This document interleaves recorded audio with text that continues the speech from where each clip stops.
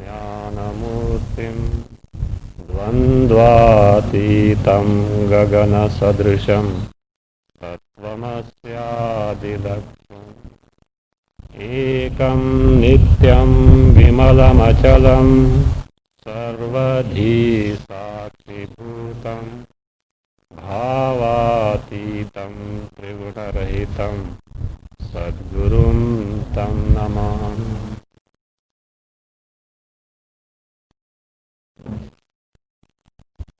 Stanza 17.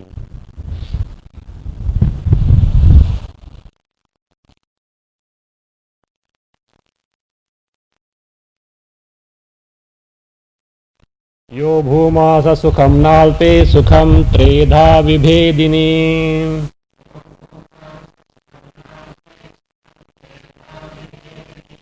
सनत्कुमारः प्राहैवं नारदायति शोकिने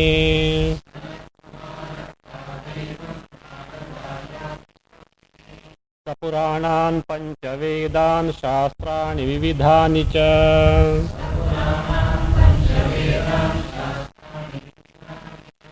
ज्ञात्वाप्यनात्मवित्वेन नारदोऽति शुशोचः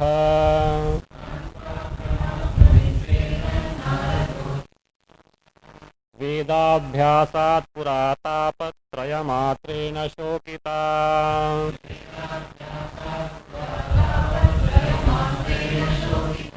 पश्चात्त्वभ्यासविस्मारभङ्गगर्वैश्च शोकिता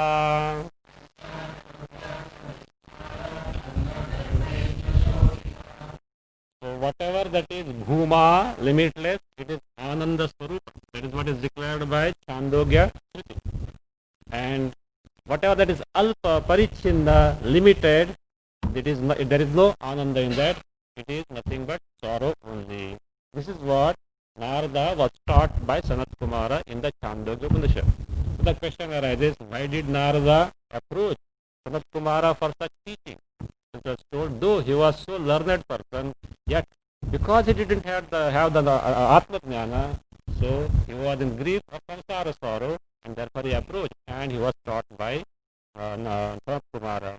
The question arises here, if Narada was so learned in all Vedas, after learning Vedas, how can he be in sorrow? Because Vedas are meant to eliminate the sorrows for which the explanation was given. Without Atma Jnana, the study of Shastra, it can become a burden. And earlier, from one standpoint, earlier he had only Tapatrayas, but now the question is, in addition to that, Abhyasa, Vismara, Bhanga, Garva, etc. On account of this, Shoka will be there. Still, one may say, sir, it is hard to believe that a person like Narada, who can be thought as a Sarvajna, you know who is Narada? Not only Sarvajna, he is Triloka Sanchari, always diplomatic visa he has got. Anywhere he can go. Whether Kailasa, Vaikunta, Brahmaloka, nobody can stop him. Such Narada was in such a grief, it is hard to believe. From where did you get this? Okay, this is what is found in Chandogya Upanishad.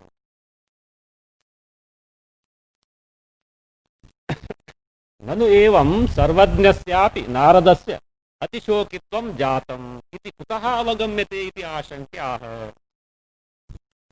So that is fine. Such a great Narada, even who is like a Sarvajna Kalpaha, Sarvajna Tulyaha.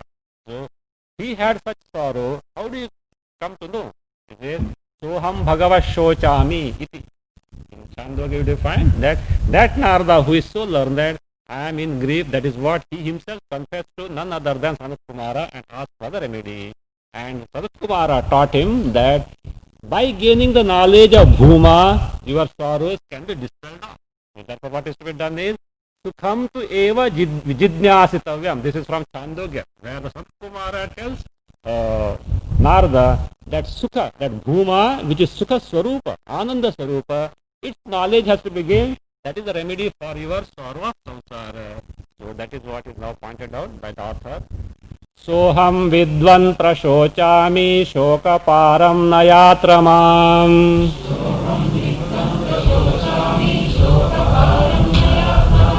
Ityuktas sukhamevasya paramityabhyadadrushihi.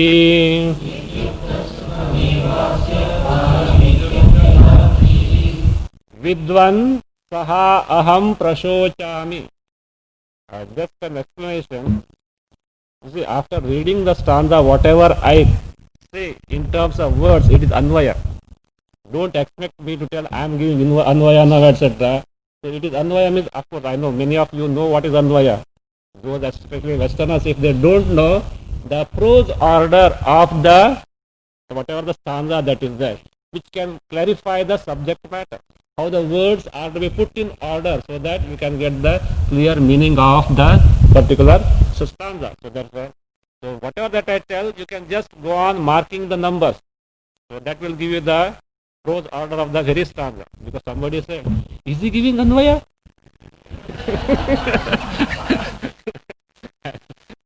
Other thing. See, many Sanskrit words might have been used by me. You have studied so many texts now. Not only that, you are exposed to bhashas. I expect majority of you to know these words. And I know many of you certainly know. But some of you may not know. But please follow carefully. Whenever I use a Sanskrit word, immediately there the English meaning is there. Not a single word I use without giving the English meaning. But you can't expect me, oh, this means this. That is not. I am not teaching the language here. So that's fine. In the language class, you have to give this word means this, etc. That is how the language is taught. But here, this is a Vedanta class. Generally, I think any word, Sanskrit word, there is the English meaning given.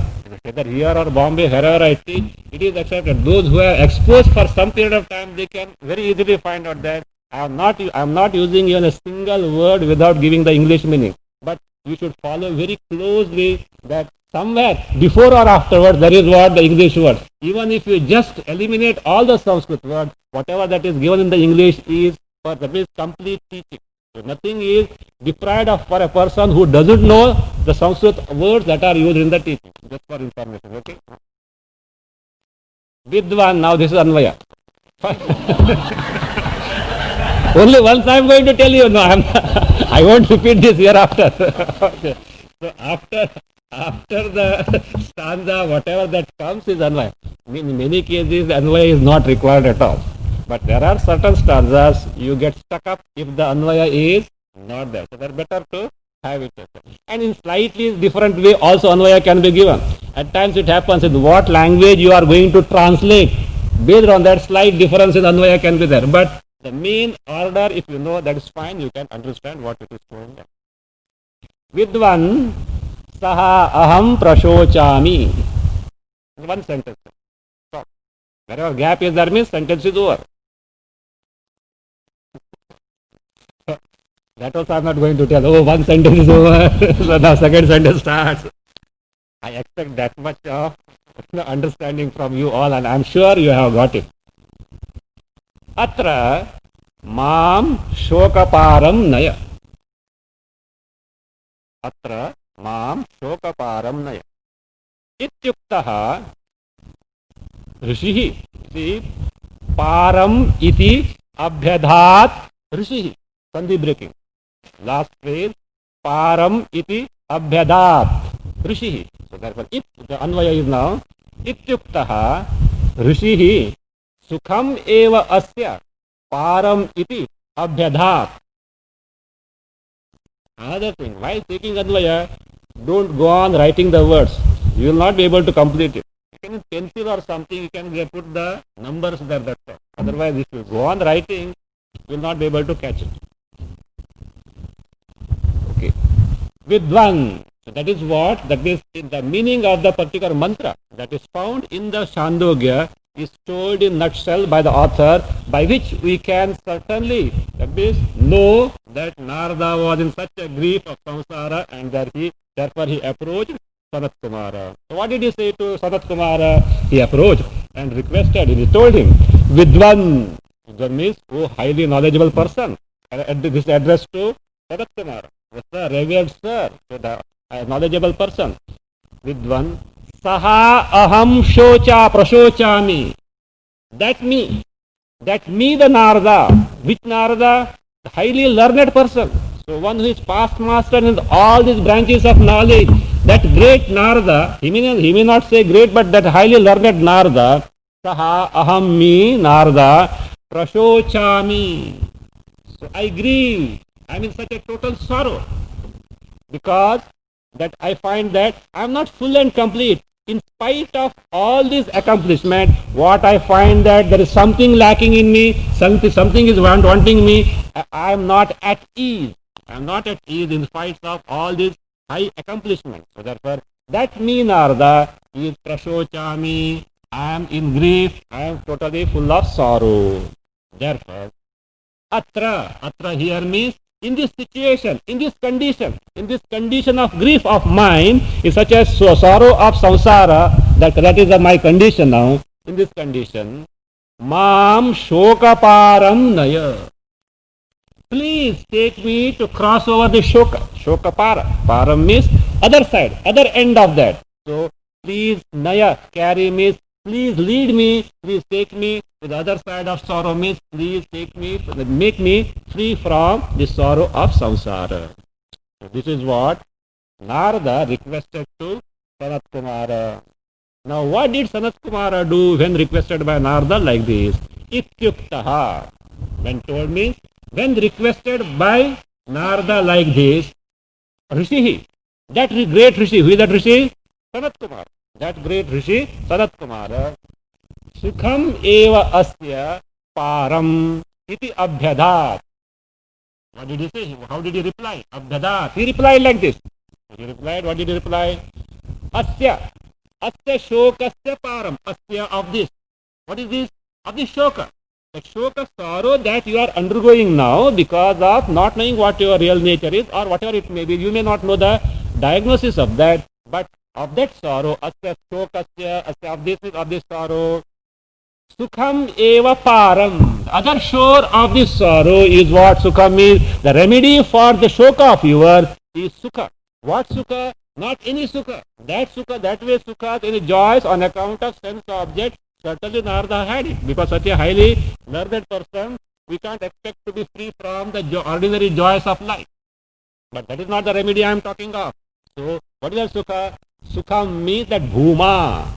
Bhuma, which is limitless, that alone is the remedy for your sorrow of samsara, the shoka of samsara. Iti thus, Rishihi Sanat Kumaraha abhyadhat. So he replied. He said me, he replied. Now, in 17 it was told, stanza 17, Yo vai bhuma tat. Whatever that is bhuma, limitless, that is ananda sarupa. Alpe sukham na asti. In limited thing, parichinna, there is no sukha. Now look here. So the Purva Paksha says, this is not correct. This doesn't seem to be correct because we do find even in the alpa, even the limited sense object, some joy, is it not? Shabda, Sparsha, Rupa, Rasa, Gandha, the 5 types of sense object do have some content of joy. How dare you can deny the content of joy in this sense object? So that will say, Nanu, Tika, Tragadi Janneshu Sukeshu Bahushu Satsu, Na Alpe Sukhamasti iti Uktihi Anupapanna. Iti Chetna. Look. Tragadi Janneshu Sukeshu. Truck, you know what is truck? Adi Janneshu. The old phrase. Truck, Vanida, etc., the Chandana, etc. This means all the sense objects. Means the Sukha, which is Ananda, which is born of the desirable sense object. Even a snake also is a sense object or not? But will it give Sukha? No. Yeah, it will not give you Sukha. Suppose you remove the fangs and you tame it, then perhaps, unless you are allergic to the sight of the snake, because the earlier fear that is there, that is fine. But a tiger is going to come. A tiger, I think the 12th chapter. A tiger is a source of terror. But suppose you catch the tiger and train it properly, as in the case of circus, then it becomes a source of entertainment. So you get entertained by the tiger. It depends on how you handle the particular sense object. Therefore, the desirable sense object. The desirable sense object is, look, the Sragadi Janneshu Sukeshu Bahushu Satsu, there being innumerable sense objects in the world which give the joy, your claim that na alpe sukham asti satsu, when these are there, alpe sukham na asti. In whatever that is limited, there is no sukha, there is no ananda. This claim of yours is iti uktihi, this statement of yours, anupapanna, is not tenable. This is a Purva Paksha. It's not tenable because we do find, that means the quantum of joy in different types of sense objects. How do you say the sense objects, though they are limited in nature, don't have the joy content? This is not correct. So, if that is the Purva Paksha, that is the doubt, no, your statement or objection is not correct, because no doubt in the sense object there is some joy content. No one denies, even Sanat Kumara also will not refute the fact that even the sense objects do have some content of joy or happiness. But what is being told is, even though there is some content of joy, it is infested with sorrow. Just as food is something desirable, but the food is mixed with poison, is it desirable?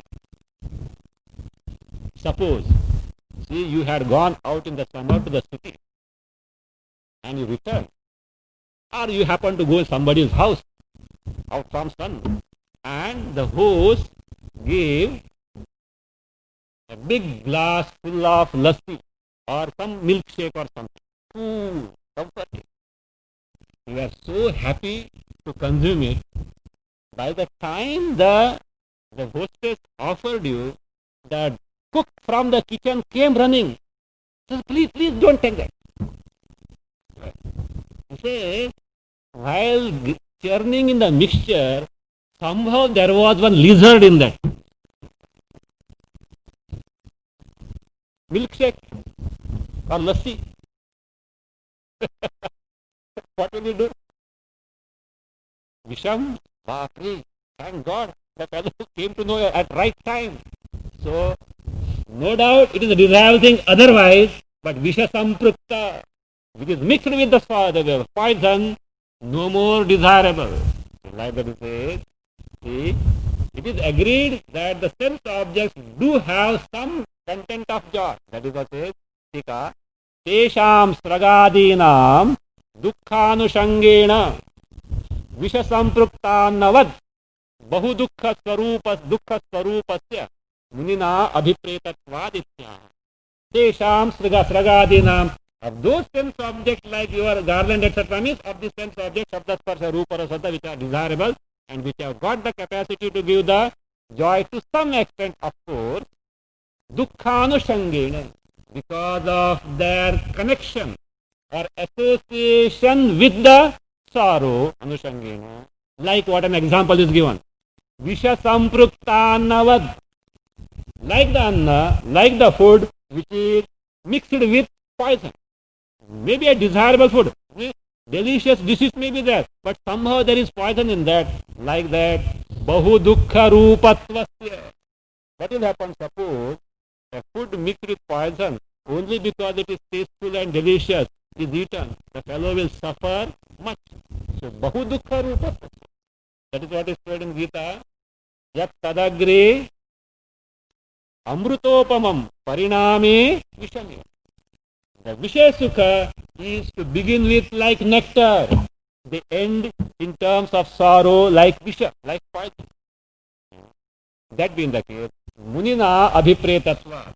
When the Muni Sanat Kumara says, Alpe na Sukham, in whatever that is limited, there is no actually the really sorrow, really the joy is not there. What he means is not the denial of the little joy content in them, but he says they are the potential wombs of future sorrow. Therefore, see, like this, see, the food mixed with poison, you will not call it food, Visham. That is poison, you will say, is it not? Because though it is food, you can, your eyes report it is a food. Let us say it is the milkshake. But once you came to know that there is poison, that, oh, that is poison. Like that, Though Sukha is there, because Dukkha Bahulatva is there, therefore it is what? It is Dukkha. That is what the intention of Sanat Kumara in saying Alpe na Sukham.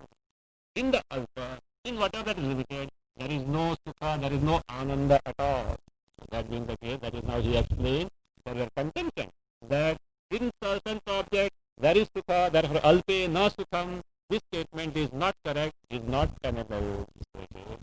Sukham Vaishayikam Shoka Sahasrena Vrutatvatah.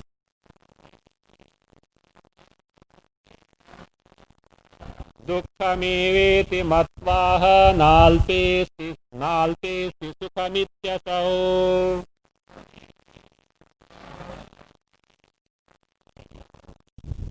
Vaishayikam sukham shoka sahasrena avrutatvatah dukkham eva iti matva अल्पे न अल्पे अस्ति न संधि braking is न अल्पे अस्ति सुखम इति असौ. Now take the अन्वय. इति मत्वा अल्पे सुखम न अस्ति इति असौ आह. इति असौ आह. असविद असौ ऋषि असौ मुनि सनत कुमारः असौ आह. वैषयिकं सुखम शोक सहस्रेण आवृतत्वतः दुःखम इव. वैषयिकं सुखम दुःखम इव. This is a short answer. Afterwards you can fill in the clauses, adjectives, etc. Vaishayikam sukham, the sukha which is born of Vishya, the happiness or joy that is born of sense object, dukkham eva. Verily sorrow it is. Why so? What is the reason for that? Listen. Shoka sahasrena avrutatvatah. Because it is covered, means it is mixed with shoka sahasra. Shoka sahasra means thousands of sorrows, means it is replete with sorrow, it is full with sorrow. Sahasra here is anantavachi or bahuvachi, not literally thousand or hundred or anything like that. Bahuvachi shabda means it is predominantly, it is infested with sorrow only. Mainly it is mixed with sorrow only. So, shoka sahasrena, thousands of shoka means mainly it is mixed with avrutatvatah, because it is covered, because it is mixed. Shoka sahasrena avrutatvatah. Because of this reason, vaishayikam sukham, that means the joy which can be gained from the sense object, is dukkham eva, is verily sorrow. Iti matva, considering so. Iti matva, considering so. What did this Rishi made this statement? Sanat Kumara made this statement. What statement did he make? Alpe iti matva means considering so, taking into account this factor. So, alpe means parichinne, in that which is limited. Or we can take as alpe as satishaye, that which is subject to waxing and waning. So that means addition and subtraction is there in which is that this is there satishaye. So that which is subject to increase and decrease means limited in nature. So alpe sukham na asti, there is no sukha at all in the limited thing. It is so asau means this, with that asau, this rishi is who? Sanat Kumara. He aha, he said. So Sanat Kumara also doesn't deny the presence of little joy here and there in the sense object. But what he intends to say is, it is infested with sorrow and sorrow alone, and therefore we can straight away take it as sorrow and not the sukha. Okay. So that means based on two Shrutis, Taittiriya Bhruguvalli and Chandogya 7th chapter, the dialogue between Sanat Kumara and Narada. So it is pointed out that the Brahma is Sukha Swarupa. The nature of Brahma is nothing but Ananda and Ananda alone.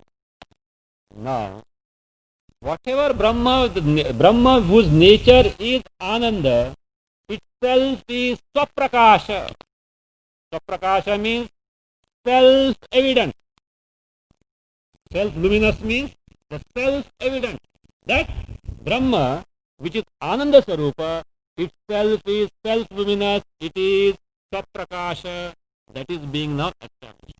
Stanza 22 to 28. Sukha Sarupatva Swaprakashatvam Anandasya Lakshanam. Anandasya means Brahmanandasya Lakshanam. The nature of Brahmananda is not only Sukha Sarupa, but also it is Sat Prakasha. The Prakashatvam, that is being pointed out. That means the Brahmananda being something which is self-evident is being shown from stanza 22 to 28. Now here, the Purva Paksha raises an objection. He says, what he said, Dvaite Sukham Nasti. In the Dvaita, Parichinna Alpa, there is no Sukha, I agree. But what I want to tell you is, he tells Vedanti, in your Advaita also there is no Sukha. I can point out. I can prove to you, Vedanti, that in Advaita there is no Sukha. What you said about Dvaita, whatever that is dual, limited, there is no Sukha, agreed. Because of the reason that you have given. But your claim that in Advaita there is Sukha, Ananda is also wrong. Why? Listen now. The Purva Paksha. Now slowly the tussle will start, okay? Be ready now. Now Purva Paksha is coming, though even Tarka means not first chapter, Chakraka dosha, there is no Chakra will not come. That I can guarantee. But certainly you should be ready for few jolts now. After few stanzas, few jolts are going to come now. Because argument is there. The reasoning is there, though much Tarka is not involved here. But reasoning certainly is there. In fact, the Purva Paksha doesn't yield at all. That means even whenever he is cornered, he just wriggles out and that means puts the counter equation, again cornered, again he wriggles out. Finally, the fellow is totally finished. But until that, you should have patience to bear with the argument, okay? you should closely follow the dialogue or the arguments between the Vedanti and the Purva Paksha. Very interesting thing. All to prove one thing, that whatever that is Advaita, Ananda Sarupa is Swaprakasha, self-evident. That is what he wants to point out. So, for whatever is Pramana is not required. That is self-evident, Swaprakasha. For to establish that, that means a long discussion is going to take place after few stanzas. Okay. Now the Purva Paksha starts here. In fact, from this stanza onward, you should closely note how the author is branching off now. In the 7th chapter we have noted how he is branching off from one stanza of Brahma, one mantra of Brihadaranyaka, how he is branching off. So now slowly he is branching off to finally show that this Brahma is Advaya Ananda Sarupa. That is why, and Brahmananda again, there is no room for the sorrow of samsara to establish that. Now slowly he is branching off just to clear so many doubts which are possible in the mind of a person who is trying to understand how Brahmananda is so Ananda Sarupa, Swaprakasha, and destroys all the sorrow. Nanudvaite sukham ma bhudadvaite pyasti no sukham.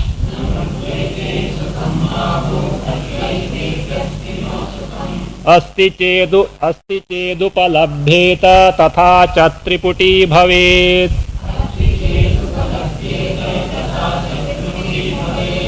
Nanu dvaite sukham ma bhut. Nanu dvaite sukham ma bhut. Advaite api sukham no asti. Api, asti has become apyasti. Advaite api sukham no asti. Asti chet उपलभ्येत तथा च त्रिपुटी भवेत्. While giving Anvay, wherever there is slight gap means full stop. Okay. अस्ति चेत उपलभ्येत तथा च त्रिपुटी. No, that's okay. That way of, if you know, if you are accustomed to that, is without my telling, you will be able to know that there is a full stop there. That's all. It's only for the sake of communication, not for any other thing. So asti, because I am accustomed to that, I never imagined that this problem will be here. That's why I made it, because somebody pointed out it is good.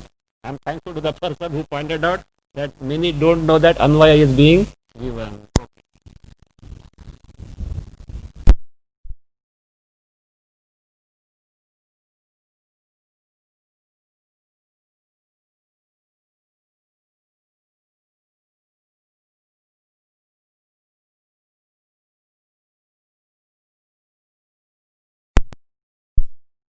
Now this Purvapaksha says, look, Nanu, the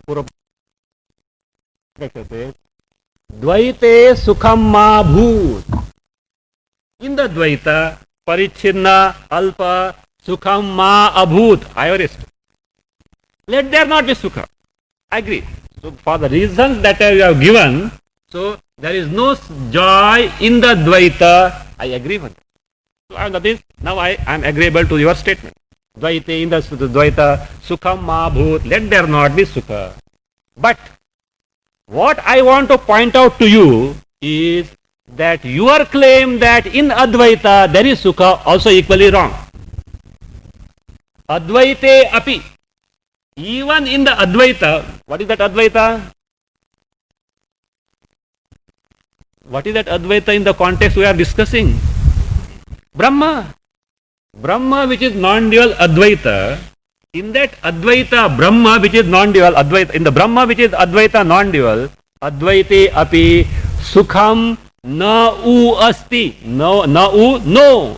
Sukham, not indeed. Certainly the sukha is not there. Na asti, nasti is not there. It is not there in the Advaita. First he makes a statement and he is going to justify according to him why in Advaita Brahma also there is no sukha. Now the question you may ask, how do you say so? In Advaita there is no sukha, there is no ananda. How do you say so? Listen, the Purvapaksha gives the reason for that. Asti chet. Asti chet means Advaite sukham asti chet. In the Advaita Brahma, if there is sukha ananda, what should happen? Upalabheta, anubhuyeta, should be experienced.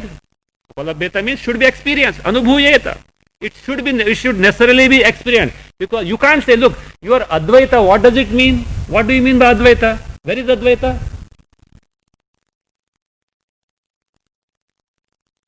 Where is Advaita? Advaita should necessarily be sarvavyapi, all pervasive. There is no place where whatever that is called as Advaita is not there. Is it not? And because it is everywhere, so, and you say in that what is there? Ananda is there. That Ananda should never be missed. It should be positively experienced by each and everyone. So therefore he says, Asti chet upalabheta. If in that Advaita, Brahma, which should necessarily be all pervasive, if Ananda is there, if Sukha is there, upalabheta should necessarily be experienced by one and all. Is it so? Is it experienced? No. Is it not? So therefore what? In the Advaita, there is no Sukha. If it were there, it should have been necessarily experienced. It is not there, therefore it is not experienced. Now in spite of this, if you insist, if you Vedantin insist that no, in Advaita, Sukha is there and it is verily experienced. If you Vedanti claim that the Sukha, Ananda that is there in the Advaita is experienced, my dear sir, you are in for trouble now. You will lose the capital now. What is it? Your Advaita Hani will take place. It will no more be the Advaita. See what is that? If you insist that in Advaita there is Sukha Ananda and it is verily experienced, he says, Tathacha. See, asti chet upalabhyeta.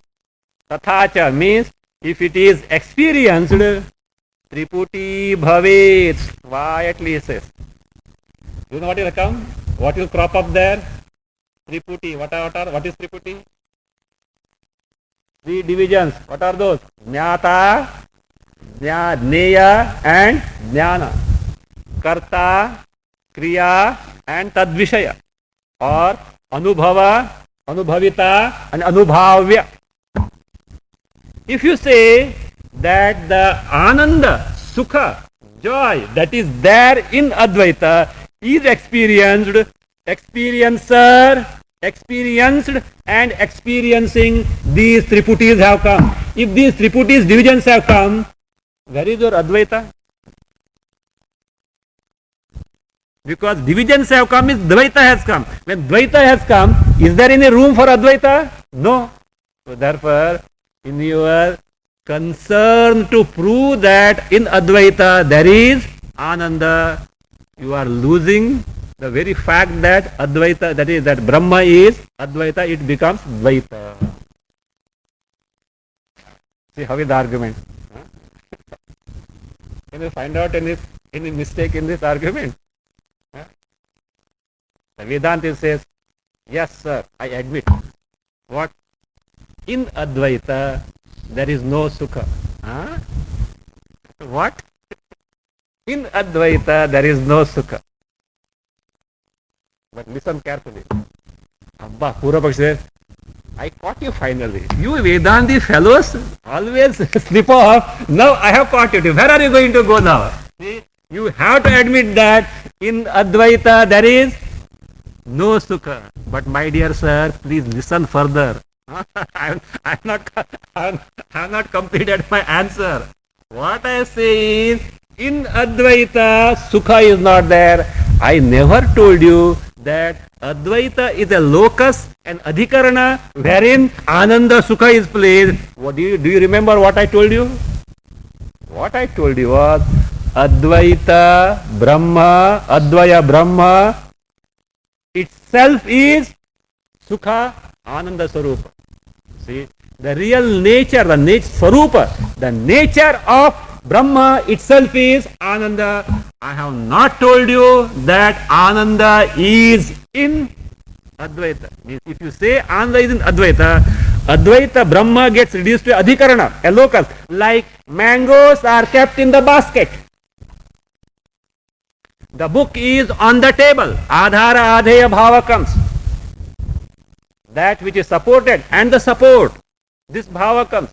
No, I didn't say so.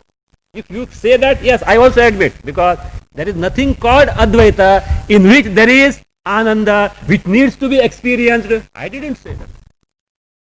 The thing is that the Advaita itself is Ananda, and that Ananda itself is Swaprakasha, which I am going to prove now, though you are not ready to accept, because that is what the Purvapaksha is going to contend in afterwards. First he will admit that, oh, that is fine, Sarupa fine, but it is not Swaprakasha. Again he is going to point out. So that being the case, say, look, see, if you, the Purvapaksha, refutes that in the Adhikarana, in the locus, the Advaita Brahma, there is no Sukha, I also admit. And that is not what I told you earlier, that is not my statement. You have misquoted me. Now listen, therefore, the answer to this Purvapaksha, it is like this. Advaitam nama Sukha Swarupam, natu Sukha Sampadakam. What is the answer is to this is, Advaitam nama, whatever that is called as Advaita is Sukha Swarupam.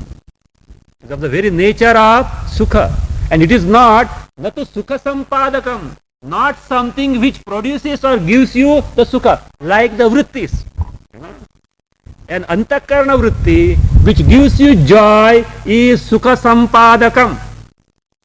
Is something which gives you Sukha, which it produces, it presents you the Sukha. That's fine. Antakarana Vritti. Like that, I never say that Brahma Advaita, that means this Advaya Brahma is something which is Sukha Sampadaka. No, it is verily the Sukha Swarupa. Therefore, this answer to your doubt, they were posed in the stanza 22. Now listen, the answer is like this. मास्त्वद्वैते सुखम किंतु सुखमद्वैतमेव हि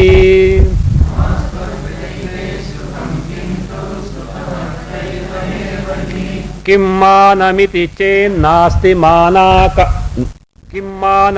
चेन्नास्ति मानाकांक्षा स्वयं प्रभे.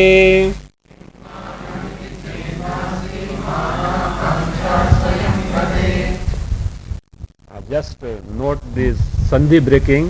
Ma astu advaite sukham. Ma astu advaite sukham. Kintu sukham advaitam evahi. Okay, now take the anvaya. Advaite sukham ma astu. Advaite sukham ma astu. Kintu advaitam sukham evahi. किंतु अद्वैतम सुखम एव हि. किं मानम इति चेत स्वयं प्रभे मानाकांक्षा नास्ति. स्वयं प्रभे मानाकांक्षा नास्ति. Look, you contended that in Advaita there is no Sukha. Yes, I admit. He admits. That is what? Advaite. In whatever that is Advaita Brahma, Sukham ma astu. Let there not be Sukha. Means I have never told you that Advaita Brahma is the locus, adhikarana for Ananda. I have not told you. And what your argument is correct. That much is agreeable. Okay, ma astu, let it not be there. But kintu, whereas, but see, Advaitam Sukham eva hi. Whatever that is Advaita Brahma, Sukham eva, itself is Sukha. There is difference between itself being Sukha and it containing the Sukha. Realize it. See, in the bottle something is kept. The bottle is the container and the content is different from that. This is not that way. This itself is Ananda Sarupa. Not that Brahma is something Advaita and in that there is Ananda kept. No, not that way. The Brahma itself is Ananda Sarupa. So, therefore, kintu Advaitam, that Advaita Brahma, Sukham eva, verily it is Sukha, verily it is Ananda, he here is Shruti Prasiddhi. Satyam, Jnanam, Ananda. The Shruti Prasiddhi. Bhuma is what? Sukham. Alpe, na Sukham. The Shruti Prasiddhi means it is very well pointed out in the Shrutis that in that whatever that is Advaita itself means its real nature itself is Ananda, not it is Ananda is contained in that. Okay. Now, if you ask, Kim Manam? Manam means Pramanam. See, this you should be careful. Mana, Meya, etc. Mana means Pramana. Meya means Prameya. Mata, that is okay. Problem comes with Mata. In Tikas, etc., these words are used. Mata means Pramata. You should scratch your head because suddenly Mata, where do you land? Mother. So Mata means Pramata. The context has to be seen. I don't know, they are miserly in using the syllables possibly. What would have been there if Pramata with that? But this is there in many of the Tikas, so you do find that. Mata, they say. So from the context, you have to find out Pramata. Matuhu. So like that. You are lost there. Okay. Now, Kim Manam iti chet. That is, Advaita itself is Ananda Swarupa. For this, what is Pramana? What is the means of knowledge based on which you are telling me that the Advaita itself is Ananda Swarupa? Iti chet. If that is your question, listen. Swayam Prabhe Manakanksha Nasti.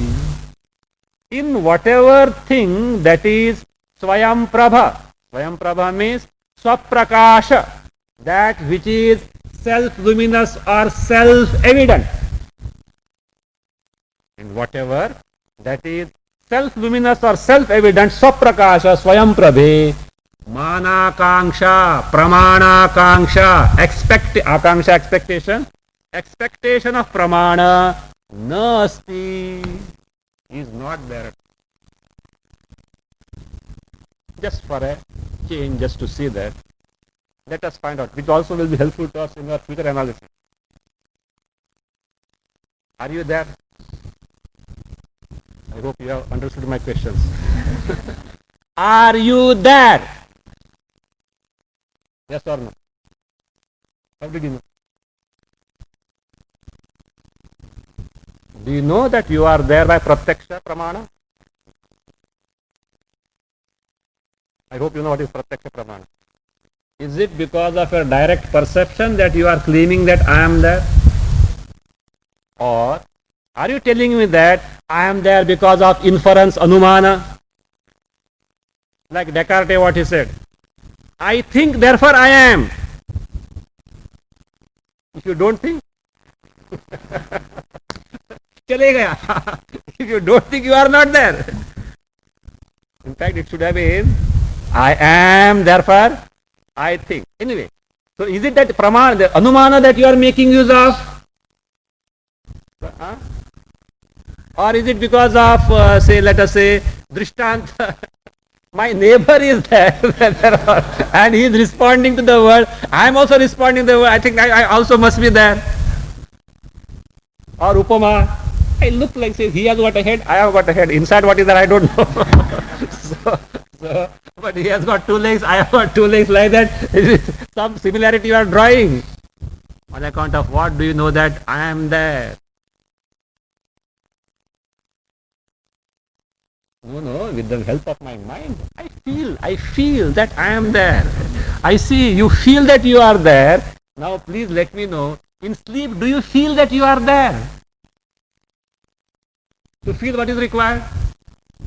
At least mind is required. In sleep, do you feel that you are there? Or is it that, see, look, are you there? Abba, thank God, I am not lost. I can feel myself. I can touch myself. Am I there? That you can see. Or look at you. Yes.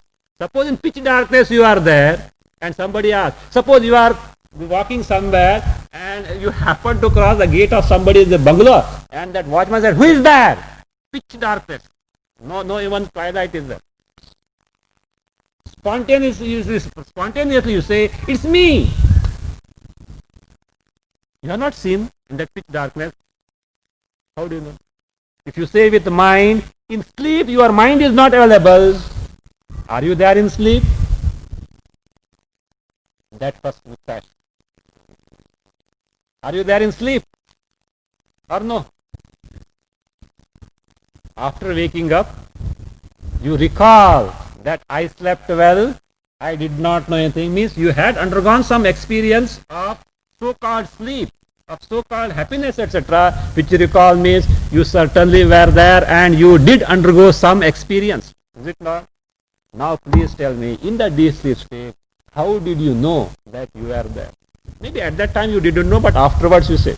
That morning you have seen, as the present fact of experience, you may not know at the time of sleep that you are, that means you are there. But on waking up, you certainly know that you are there. How? Because you are recalling the experience. The rememberer should necessarily be the same as the experiencer. So without the presence of the experiencer, there can't be the memory. So now, how is it that you are there? Is it not self-evident? I am there. I don't need any pramana. Even look here. Vedanta, you are studying not to know that I am there. Nobody needs. Even the dog also knows that I am there. So, but what is my nature? Some mix-up is there. Some error has taken place. And that error is such a colossal error and a disastrous error that me who is the Ananda Swarupa is mistaken as the totally a miserable samsari creature. The loss is what? Not ordinary, as we have seen yesterday or so. Total. It is a total loss. To know that what is my nature, certainly pramana of Vedanta is required. But Vedanta pramana is not meant to know that I am, because I am is a fact which is self-evident.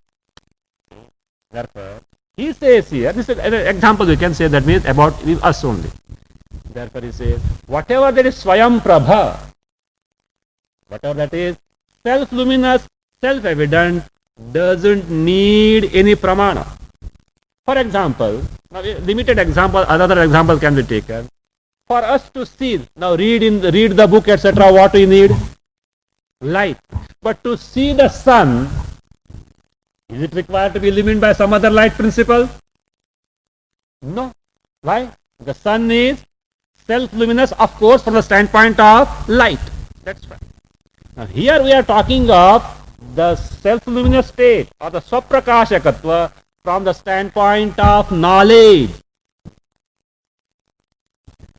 To know something, what do we need? Antakarana vritti.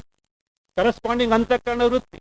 But that Antakarana vritti is inert by itself. It is illumined by the Chaitanya Tattva, the Jnapti Tattva, which itself is knowledge principle, doesn't need any other factor to illumine that. Therefore, whatever that is self-evident Swayam Prabha, Manakangsha nasti. For that there is no expectation of any pramana whatsoever. Manakangsha nasti. Okay. So therefore, see, in Advaita there is no Sukha.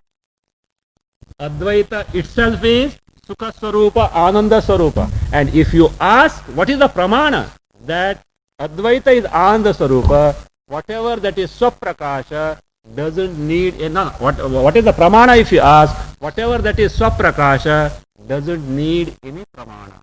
Therefore, we need not give you a pramana, it is self-evident. Okay, now you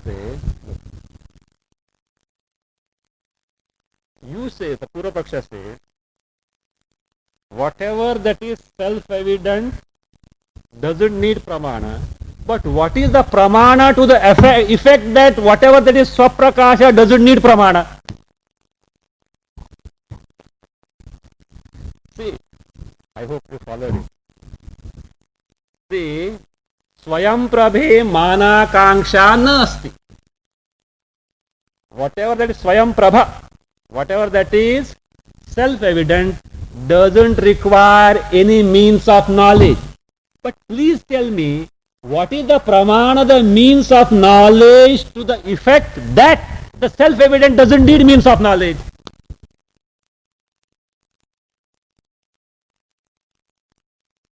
So that is, we should have some pramana, is it not?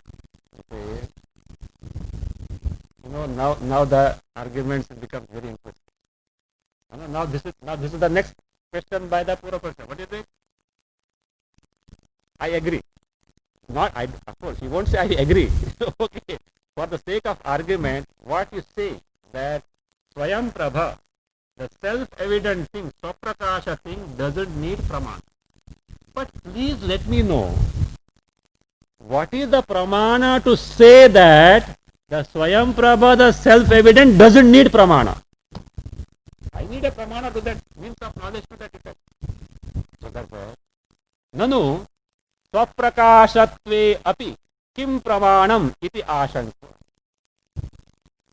Or it can be also Advaita itself is Swaprakasha. If it is self-evident, there is no necessity of pramana. But you should first prove to me that Advaita is self-evident. You may take for granted that Advaita is self-evident and therefore it doesn't need pramana. So now prove to me also either the Swaprakasha doesn't need pramana, you give me a pramana, or Advaita is Swaprakasha, Swayam Prabha, please give me a pramana to this effect. Otherwise, I will say that you have taken for granted that whatever that is Advaita is Swayam Prabha, is self-evident, that you have taken for granted without proving it. So please give me a pramana to the effect that this Advaita itself is Swayam Prabha, Swaprakasha, self-evident. Now interesting answer the Vedanti gives now. Do you want pramana? I need not go anywhere. You are my pramana. You are verily, your statement itself is pramana that Advaita is Swayam Prabha. You may wonder how. Of course, the Purvapaksha is going to disown, but still first he starts with that now. You are the verily your statement itself is the pramana to the effect that Advaita is Swayam Prabha, because he catches hold his statement that he had made earlier. You see that what is it? So, this Nanu Swaprakashatve api kim pramanam, means what is the pramana to the effect that Advaita itself is Swaprakasha, self-evident. That is a better way of thinking. If that is your question, he says, listen, Tika, iti ashankya Swadiyam eva vachanam pramanam ityaha. Swadiyam eva vachanam. Verily your statement is the pramana that Advaita is self-evident Swaprakasha. Which is your statement? Your statement made in stanza 22. My dear sir, what did you say? Stanza 22. Nanu dvaite sukham mabhut. Leave it. That is not, we are not concerned with it. Then what did you say? Advaite api sukham no asti. He made a statement, in Advaita there is no sukha. Means, to make a remark that in Advaita there is no sukha, does he know Advaita or not?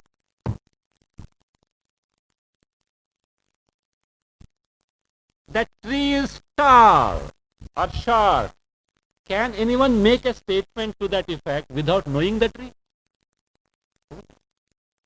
So, you made a statement, Advaite Sukham Nasti. In Advaita, there is no Sukha, means verily you know what the Advaita is, and in that, according to you, of course, according to you, there was no Sukha, means, and did I provide you pramana for that? With what did you see Advaita? Eyes? Ears? No. You know of your own accord that in Advaita there is no Sukha, means you yourself are admitting that Advaita is Swaprakasha, Swayam Prabha, self-evident. So that is the pramana. Otherwise, you will not be able to make a remark to the effect that in Advaita there is no Sukha without knowing what the Advaita is. That based on that, see, look, this is what is the pramana. Swaprabhatve bhavadvakyam manam yasmad bhavanidam.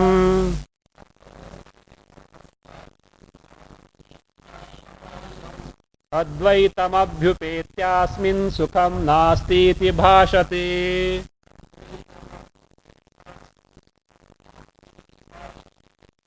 Yasmat bhavan idam Advaitam abhyupetya asmin sukham na asti iti bhashate, and tasmat swaprabhatve bhavadvakyam manam bhavati.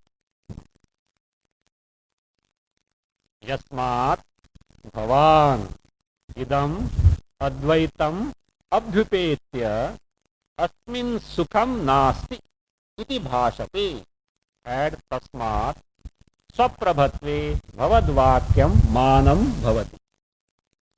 Because you are making such a statement, verily your statement becomes the pramana for the existence of Advaita, which you have come to know. What is it? Yasmat, because of the reason. Bhavan idam bhashate.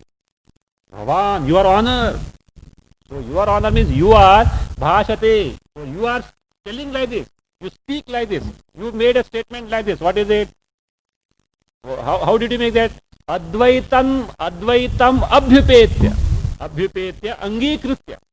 Having accepted the Advaita, asmin sukham nasti. Asmin means in this Advaita, asmin Advaite sukham nasti. You accepted the Advaita, and in that Advaita there is no Sukha iti bhashate. So you are saying, you made a statement, Tasmat, therefore, Swaprabhatve Bhavadvakyam Manam Bhavati. Means Swaprabhatve, means the status of Advaita as self-evident. Swaprabhatve Bhavadvakyam, your statement becomes a pramana because you have come to know without any other pramana the existence of the Advaita and you have made this remark. So there is no need of any other pramana. It is verily Swayam Pramana. Now the argument will continue.